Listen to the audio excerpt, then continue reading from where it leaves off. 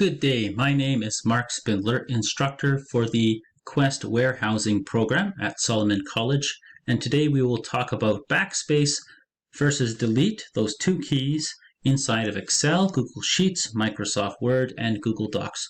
So let's start with those text editing programs like Microsoft Word. And so here I have some text that I want to get rid of. All right, I want to erase it, delete it.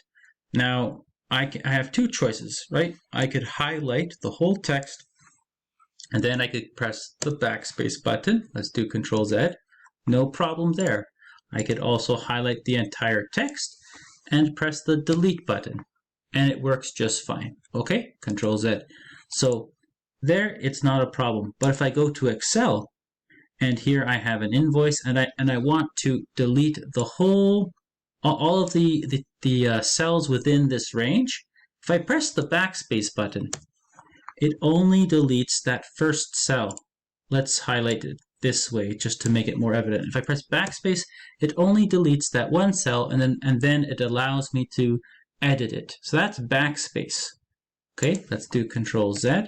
Now, if I wanted to delete everything, the whole range selected, I need to press the delete button. Okay. Now let's compare that to Google Docs. If I'm inside of Google Docs and I have some text here that I don't want, I highlight it, backspace, no problem, right? Or I could highlight it, press the delete button, no problem. Inside of Google Sheets, I highlight everything, I press backspace, and it works. Or if I press, I highlight everything and I press delete, it works. So that's the main difference there.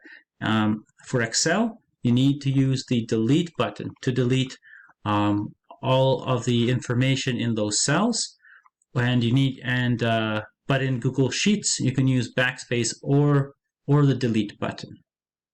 Now let's take a look at a table inside of Microsoft Word.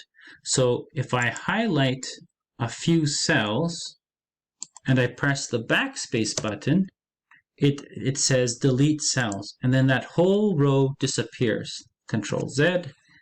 But if I highlight all of it and I press the delete button, it only deletes the contents, and that the whole row of cells is still there. Also, this is also very useful. If I press Tab enough times, it sometimes will enter a new it'll enter a new row underneath. Okay, let's undo that.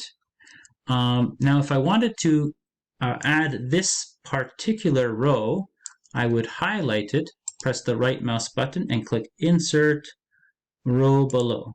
Okay. Let's undo that, and there we go. Let's go to Excel. Now with Excel, if I wanted to add a new row here, I would click on that cell, right-click, and then click Insert New Row. And let's say I don't want that row. I could click on that on the side, the number on the side, click on it, then right-click and click Delete, and it deletes that row. Okay, let's take a look at Google Docs. Let's look at the table here. So we have a table, and so I could highlight the entire row. If I press backspace, here it looks like it just deleted the contents. Okay, it did not delete the row. So I think if I want to delete the row for a table inside of Google Docs, I need to highlight it, then right click, then find scroll down to delete row, not table. So the row is gone.